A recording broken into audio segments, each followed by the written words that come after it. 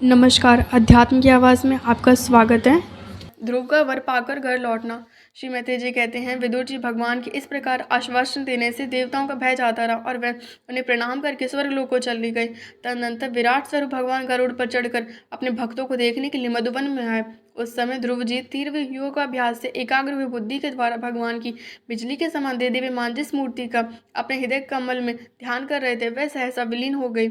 इससे घबराकर उन्होंने ज्यों ही नेत्र खोले, भगवान की उसी रूप को बाहर अपने सामने खड़ा देखा। प्रभु का दर्शन पाकर बालक ध्रुव बड़ा कुतूहल हुआ, वह प्रेम में अधीर हो गए। उन्होंने पृथ्वी पर दंड के समान लौटकर उन्हें प्रणाम किया और फिर वह इस प्रकार प्रेम भरी दृष्टि से उनकी ओर देखने लगे मानो नेत्रों से उन्हें पी जाएंगे, मुख से चूम लेंगे और भुजाओं में कस लेंगे।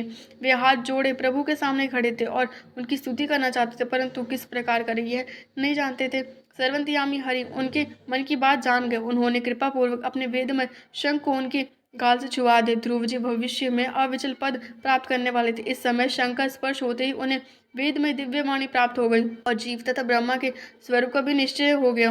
वे अत्यंत भक्ति भाव से धैर्यपूर्वक विश्व विख्यात कीर्तिमान श्री हरि की स्तुति करने लगे। ध्रुव जी ने कहा, प्रभु आप सर्वशक्ति संपन्न है, आप ही मेरे अंतःकरण में प्रवेश करके अपने तेज से मेरी इस सोई हुई वाणी को सजीव करें तथा हाथ पैर कान और त्वचा आदि अनन्य इंद्रियों प्राणों को विचेतना देते हैं। मैं आप अंतर्यामी भगवान को प्रणाम करता हूँ। भगवान आप एक ही हैं, परंतु अपनी अनंत गुणमय माया शक्ति से इस महदादि संपूर्ण प्रपंचों को रचकर अंतर्यामी रूप से उसी में प्रवेश कर जाते हैं और फिर के इंद्र आदि असत गुणों में उनके अधिष्ठाती देवताओं के रूप में स्थित होकर अनेक रूप भासते हैं। ठीक वैसे ही जैसे तरह तरह की लकड़ियों प्रकट हुई आग अपनी उपाधियों के अनुसार भिन्न भिन्न रूपों में भासती है। नाथ, सृष्टि के आरंभ में श्री ब्रह्मा जी ने भी आपके शरण लेकर आपके दिव्य ज्ञान के प्रभाव से ही इस जगत को सोकर उठे पुरुष के समान देखा था। दीनबंधु उन्हें आपके चरण तल का मुक्त पुरुष भी आश्रय लेते हैं। कोई भी कृतज्ञ पुरुष उन्हें कैसे भूल सकता है। प्रभु, इन शवतुल्य शरीर के द्वारा भोगा जाने वाला इंद्रिय और विषयों के संसर्ग से उत्पन्न सुख तो मनुष्यों को नरक में भी मिल सकता है। जो लोग इस विषय सुख के लिए लालयत रहते हैं और जो जन्म मरण के बंधन से छुड़ा देने वाले कल्प तरु स्वरूप आपकी उपासना भगवत प्राप्ति के सिवा किसी अन्य उद्देश्य से करते हैं, उनकी बुद्धि अवश्य आपकी माया के द्वारा ठगी गई है। नाथ, आपके चरण कमलों का ध्यान करने से और आपके भक्तों के पवित्र चरित्र सुनने से प्राणियों को जो आनंद प्राप्त होता है वह निजानंद स्वरूप ब्रह्मा में भी नहीं मिल सकता। फिर जिन्हें काल की तलवार काटे डालती उन्हें स्वर्गीय विमानों से गिरने वाले पुरुषों को तो वह सुख मिल ही कैसे सकता है। अनंत परमात्मा, मुझे तो आप उन विशुद्ध हृदय आत्मा भक्तों का संग दीजिए जिनका आप में अविचल भक्ति भाव है। उनके संग में मैं अपने गुणों और लीलाओं की कथा सुधा को पी पी कर उन्मत्त हो जाऊंगा और सहज ही इस अनेक प्रकार के दुखों से पूर्ण भयंकर सार सागर के उस पार पहुंच जाऊंगा। कमलनाथ प्रभु, जिनका चित्त आपके चरण कमल की सुगंध में लुभाया हुआ है, उन महानुभाव का लोग जो लोग संग करते हैं वे अपने इस अत्यंत प्रिय शरीर और इसके संबंधी पुत्र मित्र ग्रह और स्त्री आदि की सुधि भी नहीं करते। अजन्मा परमेश्वर, मैं तो पशु वृक्ष पर्वत पक्षी सरीसृप देवता दैत्य और मनुष्य आदि से परिपूर्ण तथा महद आदि अनेकों कारणों से संपादित आपकी इस सदात्मक स्थूल विश्व रूप को ही जानता हूँ। इससे परे जो आपका परम स्वरूप है उसका मुझे पता नहीं है। भगवान, कल्प का अंत होने पर योग निद्रा में स्थित जो परम पुरुष इस संपूर्ण विश्व को अपने उदर में लीन करके शेष जी के साथ उनकी गोद में शयन करते था, जिनके नाभि समुद्र से प्रकट हुए सर्वलोकमय स्वर्ण वर्ण कमल से परम तेजोमय श्री ब्रह्मा जी उत्पन्न हुए, वह भगवान आप ही हैं। मैं आपको प्रणाम करता हूँ। प्रभु, आप अपनी अखंड चिन्मयी दृष्टि से बुद्धि के सभी अवस्थाओं के साक्षी तथा नित्य मुक्त शुद्ध सत्वमय सर्वज्ञ परमात्मा स्वरूप निर्विकार आदि पुरुष षडेश्वरीय संपन्न एवं तीनों गुणों के अधीश्वर हैं। आप जीव से सर्वथा भिन्न है तथा संसार की स्थिति के लिए जगाधिष्ठता विष्णु रूप से विराजमान है। आपसे ही विद्या अविद्या आदि विरुद्ध गतियों वाली अनेकों शक्तियां धारावाहिक रूप से निरंतर प्रकट होती रहती है। आप जगत के कारण अखंड मन अनादि अनंत आनंदमय निर्विकार ब्रह्म स्वरूप है। मैं आपके शरण में हूँ। भगवान, आप परमानंद मूर्ति हैं। जो लोग ऐसा समझकर निष्काम भाव से आपका निरंतर भजन करते हैं उनके लिए राज्य आदि भोगों की अपेक्षा आपके चरण कमलों की प्राप्ति ही भजन का सच्चा फल है।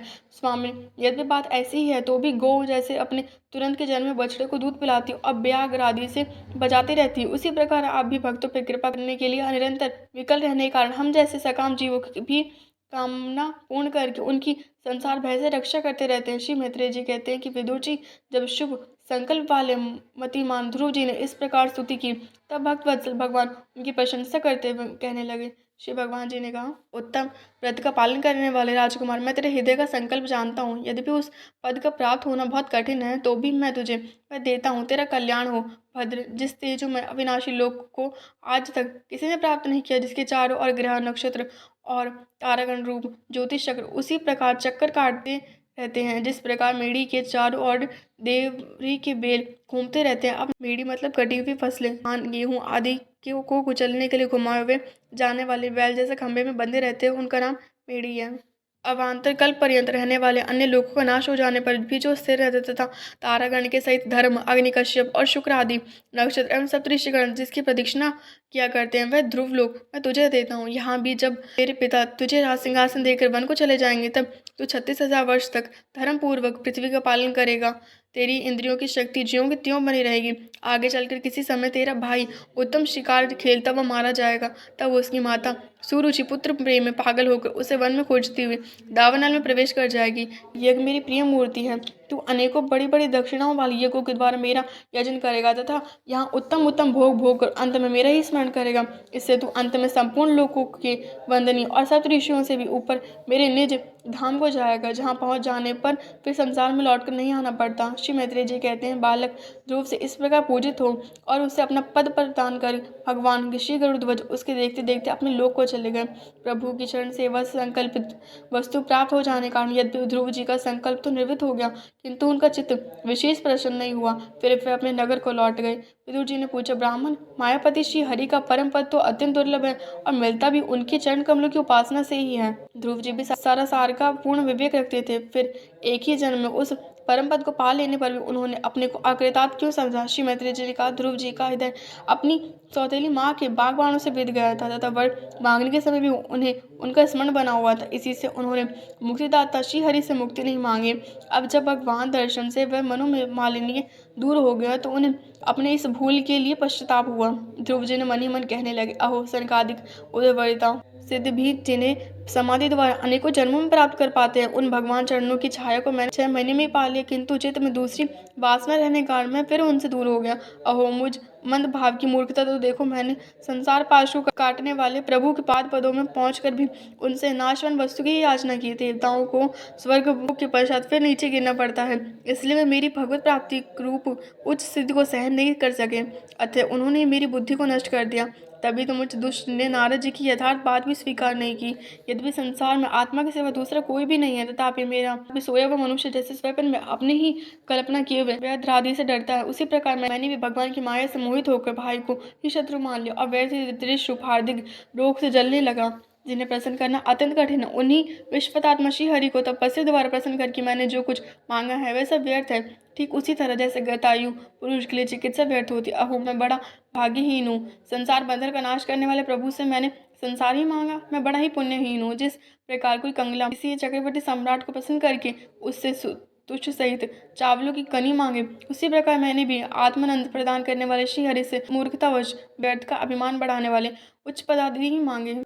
श्री मैत्रेय जी कहते, तात तुम्हारी तरह जो लोग श्री मुकुंद पदारविंद मुकुंद के मकरंद के ही मधुकर हैं, जो निरंतर प्रभु की चरण रज का ही सेवन करते हैं और जिनका मन अपने आप आई हुई सभी परिस्थितियों में संतुष्ट रहता है, भगवान से उनकी सेवा के सिवा अपने लिए और कोई भी पदार्थ नहीं मांगते। इधर जब राजा उत्तानपाद ने सुना कि उनका पुत्र ध्रुव घर लौट रहा है, तो उन्हें इस बात पर वैसे विश्वास नहीं हुआ जैसे कोई किसी के यमलोक से लौटने की बात पर विश्वास न करे। उन्होंने ये सोचा कि मुझ अभागे का ऐसा भाग्य कहाँ, परंतु फिर उन्हें देवऋषि नारद की बात याद आई। इससे उनका इस बात में विश्वास हुआ और वे आनंद के वेग से अधीर हो उठे। उन्होंने अत्यंत प्रसन्न होकर इस समाचार लाने वाले को एक बहुमूल्य हार दिया। राजा उत्तानपाद के पुत्र का मुख देखने के लिए उत्सुक होकर बहुत से ब्राह्मण कुल के बड़े बूढ़े मंत्री और बंधुजनों को साथ लिया तथा एक बढ़िया घोड़े वालों को सुवर्ण जटित रथ पर सवार होकर वे झटपट नगर के बाहर आए। उनके आगे आगे वे ध्वनि होती जाती थी तथा शंख, दुंदुभी एवं वंशी आदि अनेकों मांगलिक बाजे बजाते जाते थे। उनके दोनों रानियां सुनीति और सुरुचि भी सुवर्णमय आभूषणों से विभूषित राजकुमार उत्तम के साथ पालकियों पर चढ़कर चल रही थी। ध्रुव जी उपवन के पास आ पहुंचे। उन्हें देखते ही महाराज उत्तानपाद के तुरंत रथ से उतर पड़े। पुत्र को देखने के लिए वे बहुत दिनों से उत्कंठित हो रहे थे। उन्होंने झटपट आगे बढ़कर प्रेमातुर हो लंबी लंबी सांसें लेते हुए ध्रुव को भुजाओं में भर लिया। अब ये पहले के ध्रुव नहीं थे। प्रभु के परम पुनित पाद पदों का स्पर्श होने से इनके समस्त पाप बंधन कट गए थे। राजा उत्तानपाद की एक बहुत बड़ी कामना पूर्ण हो गई थी। उन्होंने बार बार पुत्र का सिर सूंघा तथा आनंद तथा प्रेम के कारण निकलने वाले ठंडे ठंडे आंसुओं से उन्हें नहला दिया। तदनंतर सज्जनों में अग्रगण्य ध्रुव जी ने पिता के चरणों में प्रणाम किया और उनसे आशीर्वाद पाकर कुशल प्रश्न आदि सम्मानित हो दोनों माताओं को प्रणाम किया। छोटी माता सुरु जी ने अपने चरणों पर झुके हुए बालक ध्रुव को उठाकर हृदय से लगा लिया और अश्रु गदगद वाणी से चिरंजीवी रहो ऐसा आशीर्वाद दिया। जिस प्रकार जल स्वयं ही नीचे की ओर बहने लगता है, उसी प्रकार मैत्री आदि गुणों के कारण जब श्री भगवान प्रसन्न हो जाते हैं, उसके आगे सभी जीव झुक जाते हैं। इधर उत्तम और ध्रुव दोनों ही प्रेम से विहल होकर मिले।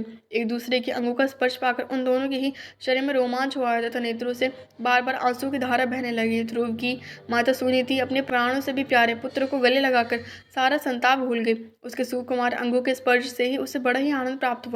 वीरवर विदुर जी वीर माता सुनीति के सन उसके नेत्रों से झरते में आनंद आश्रु से भीग गए और उस समय पूर्ववासी लोग उनकी प्रशंसा करते हुए कहने लगे, महारानी जी, आपका लाल बहुत दिनों से खोया हुआ था, सौभाग्यवश अब वह लौट आया है। यह हम सब का दुख दूर करने वाला है, बहुत दिनों तक भूमंडल की रक्षा करेगा। आपने अवश्य ही शरणागत भय भंजन श्री हरि की उपासना की है। उनका निरंतर ध्यान करने वाले धीर पुरुष परम दूर जी मृत्यु को भी जीत लेते हैं। विदुर जी इस प्रकार जब सभी लोग ध्रुव के प्रति अपना लाड प्यार प्रकट कर रहे थे, उसी समय उन्हें भाई उत्तम के सहित हथेली पर चढ़ाकर महाराज उत्तानपाद ने बड़े हर्ष के साथ राजधानी में प्रवेश किया। उस समय सभी लोग उनके भाग्य की बढ़ाई कर रहे थे। नगर में जहाँ तहाँ मगर के आकार के सुंदर दरवाजे बनाए गए थे तथा फल फूलों के गुच्छों के सहित केले के खंभे और सुपारी के पौधे सजाए गए थे। द्वार द्वार पर दीपक के सहित जल के कलश रखे हुए थे, जो आम के पत्तों, वस्त्रों, पुष्पमालाओं तथा मोती की लड़ियों से सुशोभित थे। जिन अनेकों पर कटोपाटकों और महलों से नगर सुशोभित थे, उन सबको सुवर्ण की